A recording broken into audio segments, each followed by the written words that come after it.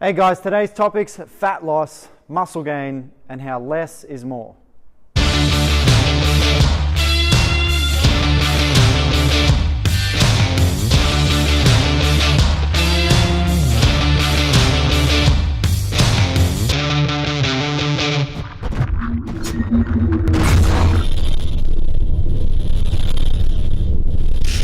Okay guys, so to kick this video off, we're going to talk about Alan Cosgroves' hierarchy of fat loss. We talked about muscle gain and calories and all that sort of stuff in the intro, but we'll go over this and trust me, it'll all make sense.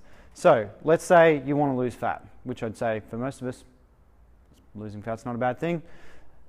Alan Cosgroves' hierarchy of fat loss. So first on the hierarchy is quality nutrition. Rather than this be a nutrition video, I've put links to our nutrition course in the notes, and if you want to suss that out, that'll give you an idea of exactly what quality nutrition is.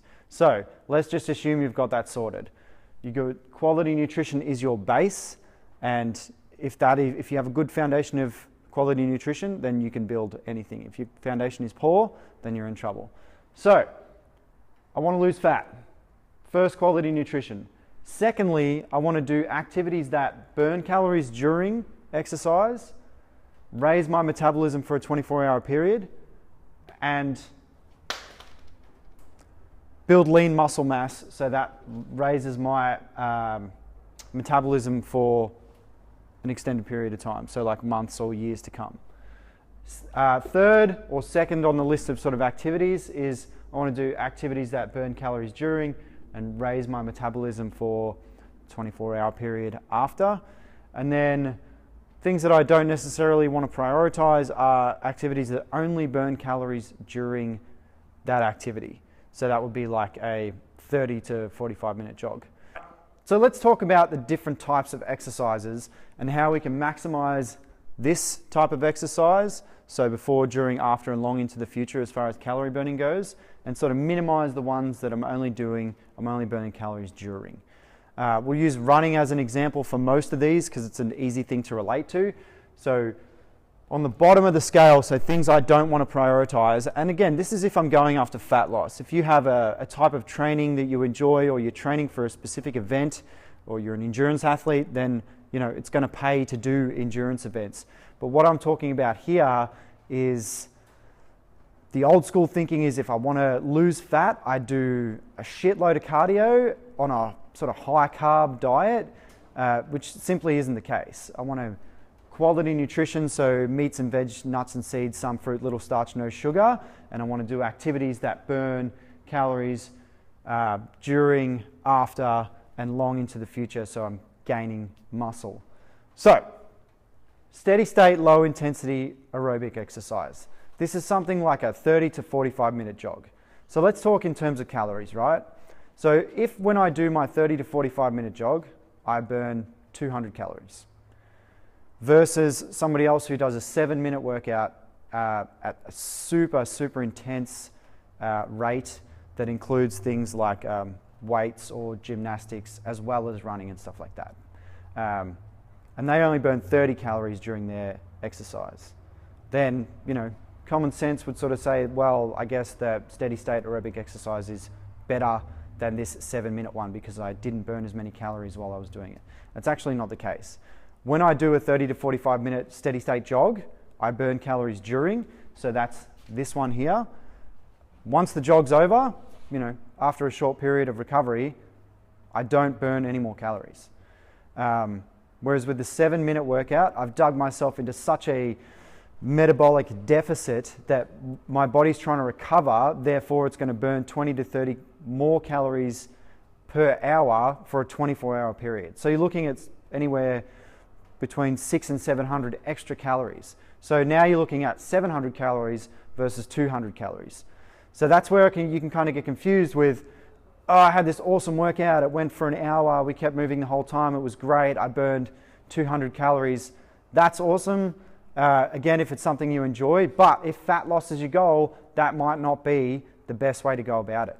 What I'm trying to do and what I'm trying to get at here, or what you're trying to do and what I'm trying to get at, is I want to affect this resting metabolic rate. So there's 3 ways that your body expends or burns calories, right? The biggest one is your resting metabolic rate. So that's me standing here talking to you and just functioning, like nothing to do with exercise or anything like that. It's just living. So if I can use my physical activity, which is only this small portion here, to affect this bigger portion, then I'm winning, right? So as a whole, what we're looking at, 3 different types or 3 different ways that your body burns energy. 10% is the thermic effect of feeding. So that's taking the food you eat and turning it into a usable energy source. That takes calories to do or energy to do. Effective physical activity, that's 15 to 30% of your energy expenditure. Obviously this varies, like it's going to vary a lot from person to person depending on how much you work out. And then your resting metabolic rate, that's always going to be the biggest part, even if you do have a bigger portion of your workout. So that's 60 to 70%. So rather than try and maximize this small piece of the pie here, which is not a very good circle, but you get the idea. So rather than try and maximize this small piece of the pie, rather than try and like expand this piece of the pie, what I want to do is maximize it. So I do activities in here that affect this whole piece in here. Does that make sense? So my steady state, low intensity aerobic training is only going to affect that 15 to 30% of my day. Cool? So I don't really want to do that, again, for fat loss. So steady state, high intensity aerobic training. So these ones in blue, these are going to be this activity here. So that's going to burn calories during and raise my metabolism for a 24-hour period after that. So these are still pretty good.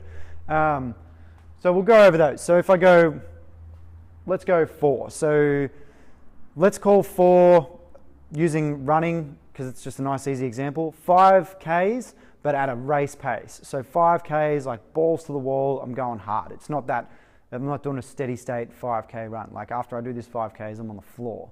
So it's maximum sustainable effort for that 5Ks. So if we look at 3, so my high intensity aerobic intervals, that would be like 1 kilometer repeat. So it's still aerobic. So I do a K, rest 10 minutes, and then I do another K, and I do a bunch of those as intervals. So bigger sort of intervals.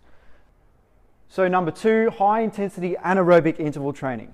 So that will be something like 200 meters. So 20 and 60-second efforts at 100% full speed with a good amount of recovery in between, and then I just repeat that in a similar fashion to what I did the previous one. So I treat it as an interval. I do my 20 to 60 seconds hard out, rest enough so that I can do it just as hard the next time.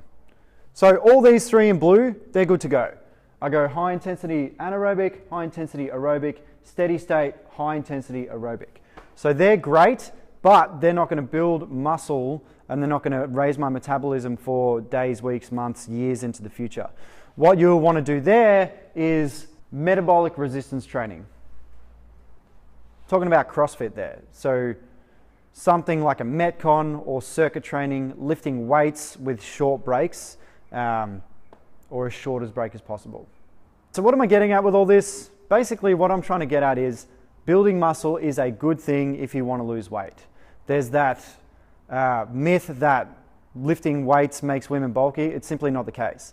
If you can get to a point where you can cut away that long duration cardio and focus a little bit more on building muscle through that metabolic resistance training and up your resting metabolic rate, then you'll find not only will it help you lose fat, but you'll be leaner, faster, stronger, and healthier long term.